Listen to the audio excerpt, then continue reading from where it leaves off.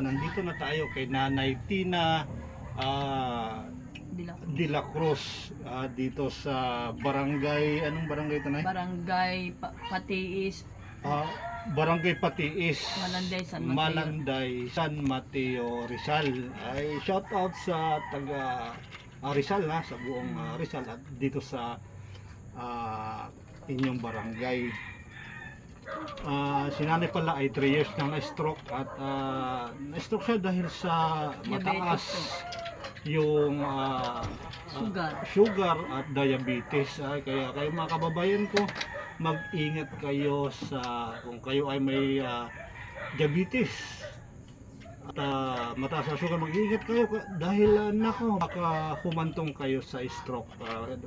Katulad kay Nanay Tina.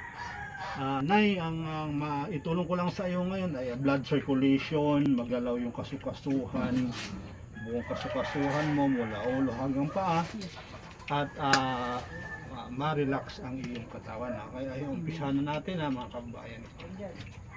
Umpisa na tayo na. Sana yung oil mo. Okay. Masakit to. Ito yung napistuhan. Natataas naman to, no? Ano po naman po, pero hindi ko po nasasaganan. Dito, parang dito po masakit.